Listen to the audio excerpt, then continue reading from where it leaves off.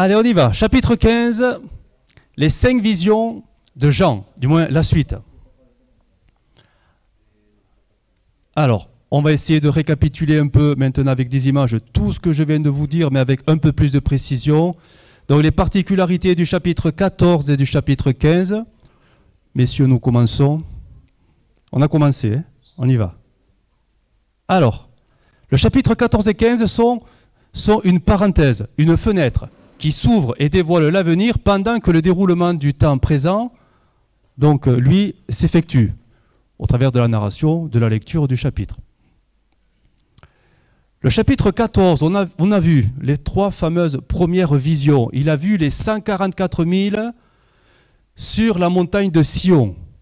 Et on se souvient que les 144 000, ce sont les prémices de l'agneau qui ont été d'un seul coup, pouf, enlevés de la terre. Pourquoi? Pour qu'ils ne connaissent pas les tribulations, les coupes qui arrivent. C'est Apocalypse 16. Le Seigneur leur épargne tout cela, il les enlève. La deuxième vision, c'était la fameuse, ou les fameuses proclamations des 3 anges directement aux habitants de la terre. Et la troisième, en fait, c'est la fin, mais la fin de la fin. Pourtant, on est en plein milieu de la narration, c'est la moisson et la vendange de la terre. Là, c'est Armageddon, hein, qui est déjà annoncé. On est à peine à la moitié de la semaine des 7 ans. Donc, c'est vraiment de l'anticipation. Ça, c'était chapitre 14. Chapitre 15, c'est ce soir, donc les 2 visions que nous allons voir. Les 2 dernières, c'est 4, donc les rachetés qui sont sur la mer de verre. Tout ça, on l'a vu déjà un peu. Du moins, on l'a déjà vu dans d'autres chapitres. Là, on y revient. Et ça va être les 7 anges qui vont sortir du tabernacle, porteurs des 7 fléaux. Alors, on va faire une lecture. La lecture. On va procéder de la même manière. Alors, j'ai rajouté, c'est en parole vivante, parce qu'on me demande régulièrement quelle est la version. C'est la parole vivante. C'est la transcription la plus commentée. On y va? Allez, on y va pour le chapitre 15. Puis je vis dans le ciel un autre signe merveilleux qui me remplit d'étonnement.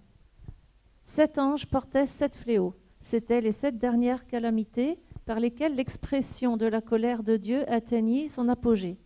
Je vis aussi comme une mer cristalline irradiée de feu.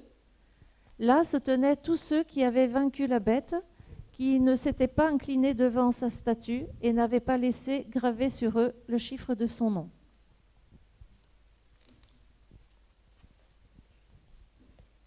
S'accompagnant des harpes que Dieu leur avait données, ils chantaient le cantique de Moïse, le serviteur de Dieu, et le cantique de l'agneau. Seigneur, Dieu Tout-Puissant, dominateur universel, tout ce que tu as fait est grand et merveilleux. Tes œuvres sont étonnantes et admirables. Tes voies, ô roi des nations, sont justes et conformes à la vérité. Qui oserait te refuser, Seigneur, le respect de la gloire due à ton nom? Qui ne reconnaîtrait pas ta grandeur et ne te louerait? Toi seul, tu es saint, et un jour, toutes les nations viendront se prosterner devant toi, car tous devront reconnaître que ce que tu fais est juste. Tes desseins et tes décisions se sont révélés équitables. La droiture de tes jugements deviendra manifeste devant le monde entier. Après cela, je vis s'ouvrir dans le ciel le temple qui abritait le tabernacle du témoignage. Les 7 anges portaient des 7 fléaux en sortir revêtus de tuniques, de lin, d'une pureté et d'une splendeur éclatante, serrés à la taille par une ceinture d'or. Alors l'un des êtres vivants remit aux 7 anges 7 coupes d'or remplies de la colère de Dieu qui vit éternellement. La gloire et la puissance de Dieu remplirent le temple de fumée, en sorte que personne ne put y pénétrer tant que les 7 anges n'avaient pas achevé les 7 fléaux. Ok, merci. C'est un chapitre qui est très court. 8.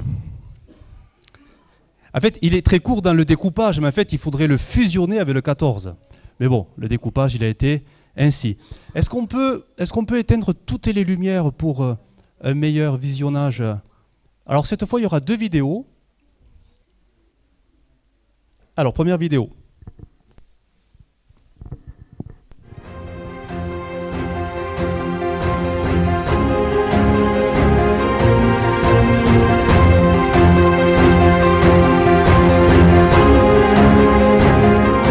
Apocalypse chapitre 15.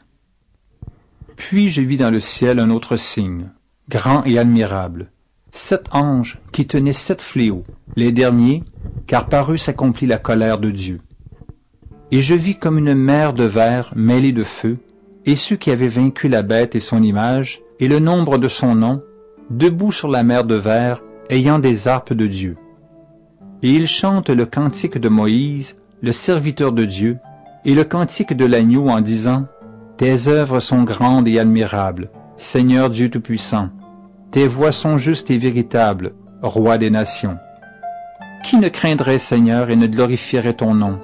Car seul tu es saint, et toutes les nations viendront et se prosterneront devant toi, parce que tes jugements ont été manifestés. » Après cela, je regardai, et le temple du tabernacle du témoignage fut ouvert dans le ciel. Et les 7 anges qui tenaient les 7 fléaux sortirent du temple, revêtus d'un lin pur, éclatant, et ayant des ceintures d'or autour de la poitrine. Et l'un des 4 êtres vivants donna aux 7 anges 7 couples d'or, pleines de la colère du Dieu qui vit au siècle des siècles. Et le temple fut rempli de fumée, à cause de la gloire de Dieu et de sa puissance, et personne ne pouvait entrer dans le temple jusqu'à ce que les 7 fléaux des 7 anges fussent accomplis.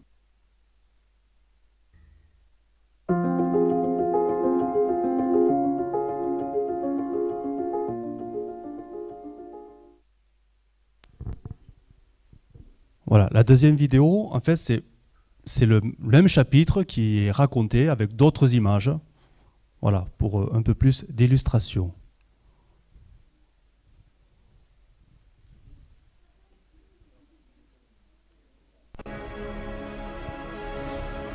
Puis je vis dans le ciel un autre signe, grand et admirable. 7 anges qui tenaient 7 fléaux, les derniers, car par eux s'accomplit la colère de Dieu.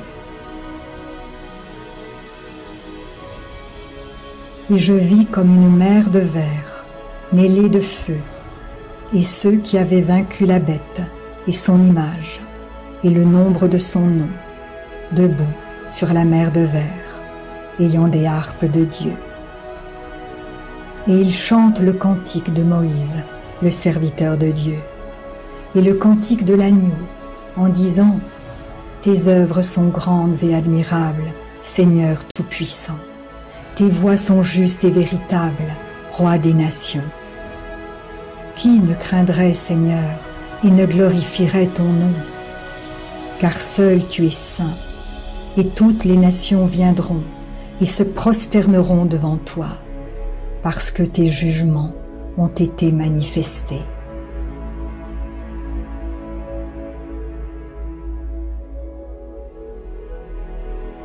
Après cela, je regardai, et le temple du tabernacle du témoignage fut ouvert dans le ciel. Et les 7 anges qui tenaient les 7 fléaux sortirent du temple, revêtus d'un lin pur, éclatant, et ayant des ceintures d'or autour de la poitrine.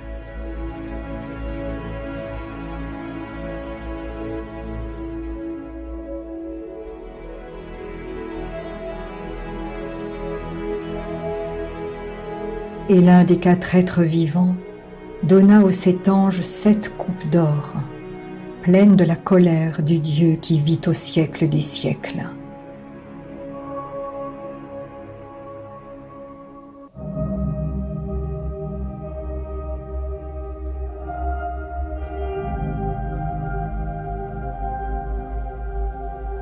Et le temple fut rempli de fumée. à cause de la gloire de Dieu et de sa puissance. Et personne ne pouvait entrer dans le temple, jusqu'à ce que les 7 fléaux des 7 anges fussent accomplis.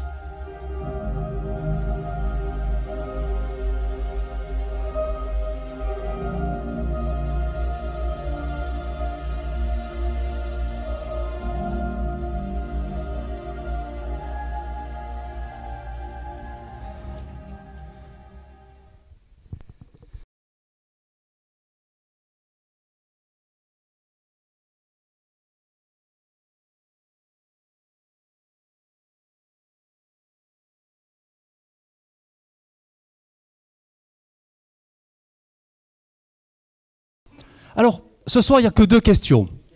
2 questions. Parce qu'il n'y a que 8 versets, on ne va pas en inventer. Hein.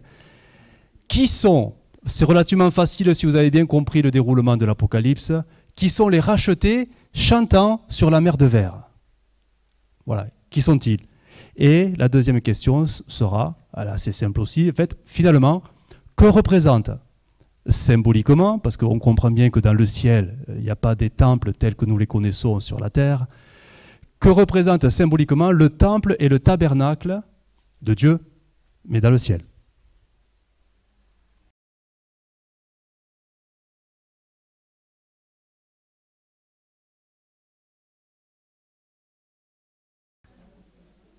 Alors, en image, nous sommes la 4e vision dont les rachetés sur la mer de verre. Alors, en image. On va relire un peu. Je vis comme une mer de verre mêlée de feu. Vous savez que l'Apocalypse, les symboles sont très importants.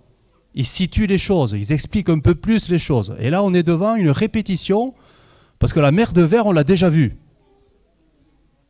Mais là, il y a un détail de plus. Il y a du feu. Ça, c'est inédit. Et ceux qui avaient vaincu la bête, voilà, étaient debout sur la mer de verre ayant des harpes de Dieu. Alors, rappelez-vous, elle était déjà mentionnée la première fois dans... C'était la première fois que nous faisions donc l'Apocalypse, chapitre 4. Il y a encore devant le trône comme une mer de verre semblable à du cristal. Au milieu du trône et autour du trône, il y a les 4 êtres vivants remplis, Dieu devant et derrière. Ça, c'était pour la première mention de cette fameuse mer de verre. La mer, tout ça on l'a déjà vu. On l'a déjà vu. La mer, dans l'Ancien Testament, représente souvent, pour ne pas dire tout le temps, les nations agitées, instables, les peuples, l'humanité. La mer, calme, figée, comme du cristal, peut être aussi une image, je dis bien peut être aussi une image, tout simplement de la grâce de Dieu. Pourquoi? Parce qu'on a une scène, dans Exode 24, qui illustre cela. Moïse monta avec Aaron, Nadab et Abihu et 70 anciens d'Israël. Ils virent le Dieu d'Israël sous ses pieds. C'était comme un ouvrage de saphir transparent, comme le ciel lui-même dans sa pureté.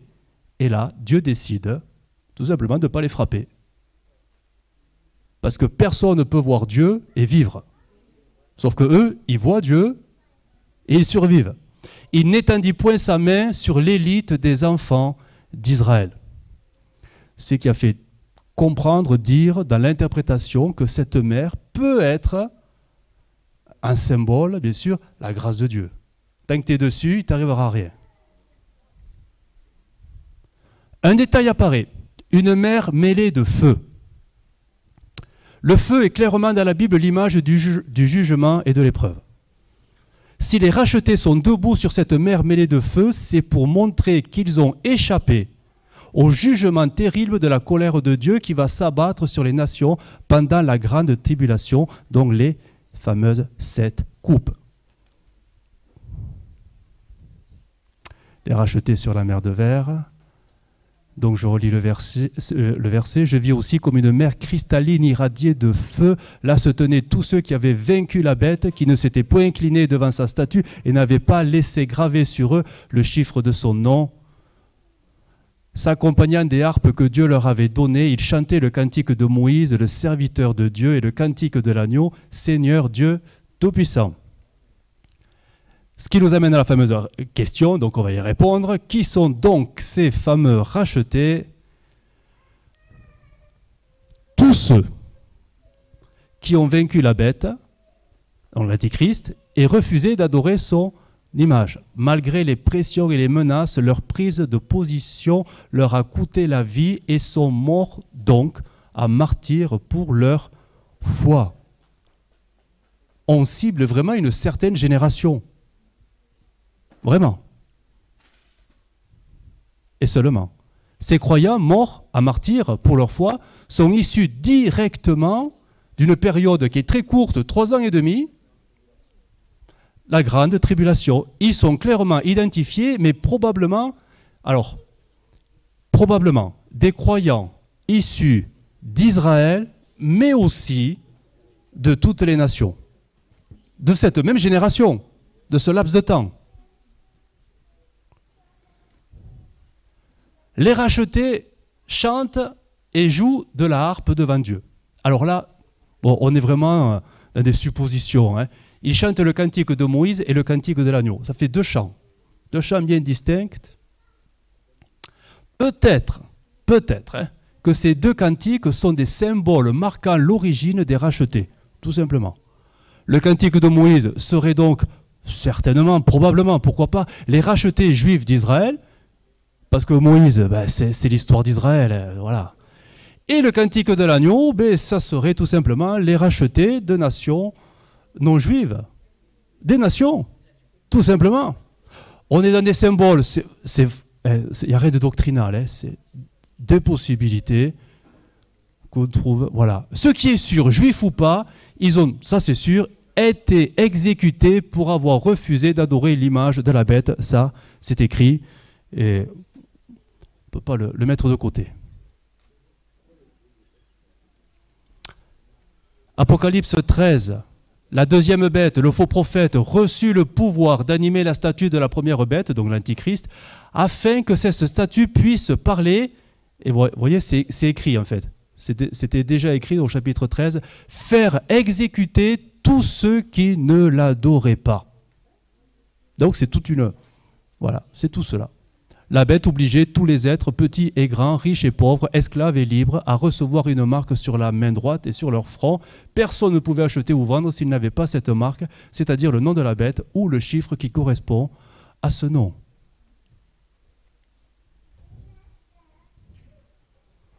L'empire de l'Antichrist, même s'il est centré en Israël, sera mondial. Mais malgré ces lois, des croyants refuseront d'adorer son image et donc subiront l'exécution. Donc en Israël, mais pas que en Israël, vu qu'il est mondial. Attention, et là beaucoup ont confondu, et vos réponses du moins l'ont montré, hein, à ne pas confondre ces rachetés là avec les 144 000 qui sont les prémices de l'agneau, inaugurant un grand nombre de rachetés après eux. Après eux. Alors, Apocalypse 20, je vis des trônes, ceux qui siégeaient dessus reçurent le pouvoir de juger. Je vis aussi les âmes de ceux qui avaient été exécutés pour leur fidélité à la vérité révélée par Jésus et à la parole de Dieu. Ils n'avaient pas adoré la bête ni sa statue, ils n'avaient pas reçu la marque de la bête sur le front ni sur la main. Ils revinrent à la vie et régnèrent avec le Christ pendant 1000 ans. Alors, on va essayer de... Récapitulons un peu. Ne confondons pas les 144 000 et les rachetés. Ce que vous avez fait de la grande tribulation. Regardez. On va avoir un comparatif pour bien distinguer les choses. Les 144 000 sont des croyants issus exclusivement et seulement d'Israël pour l'accomplissement des promesses faites à Israël, Abraham et David, les fameuses alliances, mais qui n'ont pas pu se réaliser lors de sa première venue et qui échapperont à la grande tribulation. Ils ne vont pas la connaître, la grande tribulation, ils seront enlevés. Alors que la foule des rachetés sont des croyants qui souffriront et mourront pour leur foi pendant la grande tribulation. Alors, différence entre les 144 000 et la grande foule. Vous allez voir, avec les versets. Les 144 000, il est dit dans Apocalypse 14, gardés de la grande tribulation qui doit venir sur la terre, ils ont été enlevés mystérieusement. La grande foule, c'est eux, exécutés pendant la grande tribulation à cause de leur foi et le refus d'adorer la bête. Donc on voit que, voilà, c'est vraiment...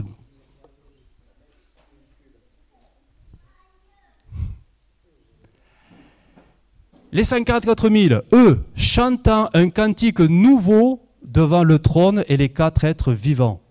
Un cantique nouveau, que personne ne pouvait apprendre si ce n'est eux. Alors que la foule, eux, chantent un cantique qui est désigné. Le cantique de Moïse et le cantique de l'agneau, Apocalypse 15. Donc on voit qu'il y a 3 cantiques en fait. Les 144 000, il est dit que là-haut, ils suivent l'agneau partout où il va, alors que pour les foules, eux, restent debout devant le trône de Dieu sur la mer de verre, et c'est tout. Donc on voit que c'est quand même pas pareil. Et les foules ont reçu des harpes de Dieu à la main, alors que les 144 000, non. Donc on voit qu'il y a quand même une différence. Et on ne peut pas les confondre, ce sont 2 groupes bien distincts. Alors, là, le temple et le tabernacle céleste. Après cela, je vis s'ouvrir dans le ciel le temple qui abritait le tabernacle du témoignage. Les 7 anges porteurs des 7 fléaux en sortirent revêtus de tuniques de lin, d'une pureté, d'une splendeur éclatante, serrés à la taille par une ceinture d'or. Alors l'un des 4 êtres vivants remit aux 7 anges 7 coupes d'or remplies de la colère de Dieu qui vit éternellement. La gloire et la puissance de Dieu remplirent le temple de fumée en sorte que personne ne put pénétrer tant que les 7 anges n'avaient pas achevé les 7 fléaux. Que représentent donc le temple et le tabernacle dans le ciel? Alors, déjà, ce n'est pas la première fois que ce temple céleste est mentionné. Donc, on va le faire. On va essayer de voir un peu les apparitions de ce fameux temple. Apocalypse 7, c'est pour cela qu'ils, donc c'est les rachetés issus de la grande tribulation, sont devant le trône de Dieu et le servent jour et nuit dans son temple. Celui qui est assis sur le trône dressera sa tente sur eux et ils n'auront plus faim, ils n'auront plus soif. Le soleil ni aucune chaleur ne les frapperont plus.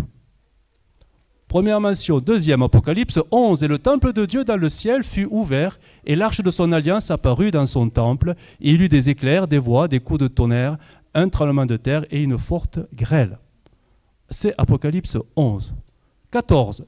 Et un autre ange sortit du temple, criant d'une voix forte à celui qui était assis sur la nuée. Lance ta faucille et moissonne, car l'heure de moissonner est venue, la moisson de la terre est mûre. Et le chapitre 16, et j'entendis une voix forte qui venait du temple et qui disait aux 7 anges, allez et versez sur la terre les 7 coupes de la colère de Dieu. Le 7e ange versa sa coupe dans l'air, et il sortit du temple du trône une voix forte qui disait, ça n'est fait. Donc en fait ce temple et ce tabernacle nous renvoient, vous vous rappelez un peu de ces lieux? On les connaît, on n'y était pas, mais bon, on l'a lu quelque part, hein. Le temple de Salomon et le tabernacle de Moïse. En fait, quel est le point commun de ces 2 lieux?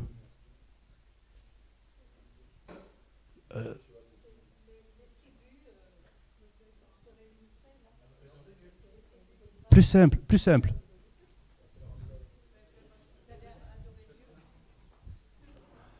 Dieu a décidé de faire de ces 2 lieux 2 points. Sa demeure. C'est sa maison, c'est ça. Ces 2 lieux, ils sont différents dans l'histoire d'Israël, mais ils ont en commun la même vérité. Dieu a choisi d'habiter dans ces lieux. Nombre 14. Il savait que toi, l'Éternel, tu es au milieu de ce peuple et que tu apparais visiblement, toi l'Éternel, que ta nuée se tient sur lui, donc sur le tabernacle, et que tu marches devant lui le jour et dans une colonne de nuée la nuit, dans une colonne de feu. 1 Roi 8 nous dit, et là nous sommes avec le temple, au moment où les sacrificateurs sortirent du lieu saint, la nuée remplit la maison de l'Éternel. Les sacrificateurs ne purent y rester pour faire le service à cause de la nuée, car la gloire de l'Éternel remplissait la maison de l'Éternel. Ces deux lieux, donc, représentent tout simplement la maison de Dieu au fil de l'histoire d'Israël rapportée dans les Écritures. C'est le point commun de ces deux lieux. Ces deux lieux ont été construits selon un modèle existant au ciel. Ça aussi, il faut le dire. Acte 7, 44. La tente de la rencontre était faite comme Dieu l'avait ordonné à Moïse. En effet, il avait dit à Moïse de reproduire le modèle qu'il avait vu. Oui, mais il l'a vu où? Par révélation. Hébreux 8, verset 5. Les sacrificateurs sont au service d'un sanctuaire qui n'est qu'une image, que l'ombre d'un sanctuaire céleste. Moïse en a été averti au moment où il allait construire le tabernacle. Et bien soin, lui dit le Seigneur, de faire tout conformément au modèle qui t'a été montré sur la montagne. Donc ça, c'est pour le tabernacle.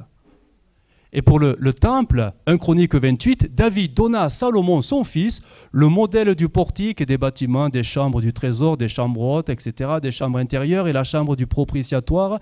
Verset 12, il lui donna le plan de tout ce qui lui avait été révélé par l'Esprit, touchant les parvis de la maison de l'Éternel. Donc ces deux lieux ont une origine céleste, même s'ils sont très terrestres.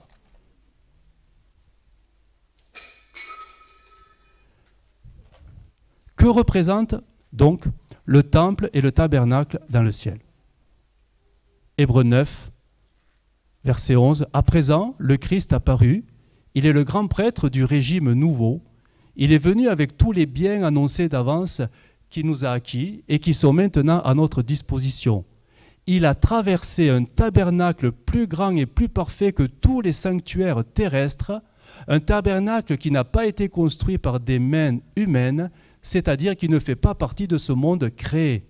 Il a pénétré une fois pour toutes dans le lieu très saint pour offrir son propre sang et non celui de bouc ou de veau. Il nous a ainsi acquis une libération définitive, une éternelle réconciliation avec Dieu. Le temple et le tabernacle représentent donc la sainteté de Dieu. La présence de Dieu, elle est forcément sainte, accordée aux hommes au travers, et exclusivement au travers, de la rédemption accordée par le sang. Sans le pardon de Christ, personne ne peut rentrer dans la présence de Dieu. Personne. On comprend bien que Dieu n'habite pas un temple. On est d'accord. Dieu est invisible, Dieu est immatériel. Dieu n'a pas besoin de maison. On est d'accord, tout ça, ce sont des symboles. C'est une réalité. Le temple de Dieu dans le ciel, en fait, c'est sa présence, il est partout. Il est partout. Comment fait-on pour entrer dans la présence de Dieu, dans son temple, si ce n'est au travers de la rédemption de Jésus? C'est tout. Sauf que, maintenant, sa sainteté parfaite réclame vengeance sur les hommes qui ont rejeté sa rédemption accomplie par Jésus, son Fils. Et regardez, 7 anges revêtus des vêtements sacerdotaux, ça c'est pour le détail, ils sortent d'où? Et ils ne sortent pas des nuages comme ça, hein. Ils sortent de la présence de Dieu en fait. Ils sortent du temple pour recevoir les 7 coupes de la colère divine, les 7 fléaux du jugement divin destinés aux habitants de la terre qui ont négligé, rejeté la rédemption de Jésus. Donc là, le temps de la patience et de la grâce, c'est fini hein, tout ça. Hein. C'est la colère de Dieu. Un des 4 êtres vivants, devant le trône de Dieu, remit les 7 coupes de la colère de Dieu aux 7 anges. Comme du temps de Salomon, le temple se remplit de nuées, empêchant quiconque d'y entrer pendant l'exécution des 7 fléaux sur la terre, soit 3 ans et demi. Si on comprend bien, ça veut dire que pendant 3 ans et demi, finalement, personne ne peut rentrer dans la présence de Dieu parce qu'elle est fermée. Ça nous rappelle un peu le jardin d'Éden. C'est fermé, c'est bloqué pendant un temps. Pour conclure,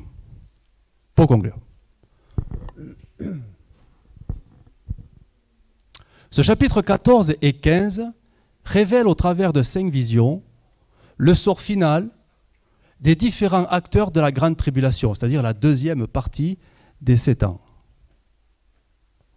Première vision, c'est les 144 000 qui sont enlevés devant le trône de Dieu. Deuxième vision, c'est la condamnation décrétée pour tous ceux qui accepteront la marque de la bête. Dieu l'annonce, alors que les choses ne sont pas réalisées sur la terre, mais Dieu avertit. Troisième, les nations rassemblées contre Israël, fauchées par le jugement de la colère du Seigneur. C'est la fameuse vendange, oui, mais c'est Armageddon. Hein. Donc ça, c'est la fin. C'est quand même la fin des 7 ans. Mais Dieu l'annonce déjà. Et ce soir, c'était la 4e vision, la foule des rachetés chantant le cantique de Moïse et de l'agneau devant le trône de Dieu. Et la 5e vision, c'était les 5 anges envoyés déverser les 7 fléaux de la colère de Dieu sur la terre. Et c'est la fin. Et on verra, en juin, on va rentrer en détail sur ce qui va se passer sur la terre pendant que les 7 anges vont déverser, l'un après l'autre, les fameuses 7 coupes de la colère de Dieu. Là, ça sera quand même quelque chose d'un peu particulier, mais ça, on le verra la prochaine fois.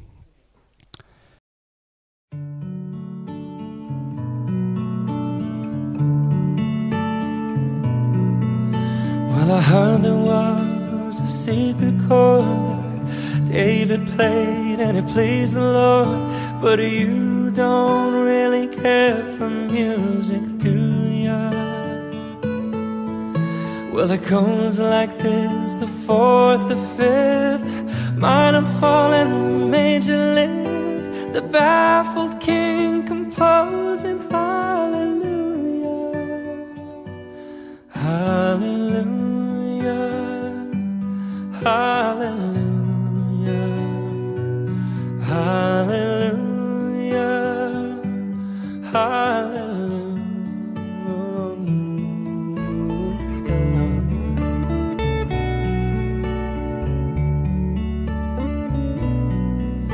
Well, your faith was strong, but you needed proof. You saw her bathing on the roof, her beauty in the moonlight overthrew you.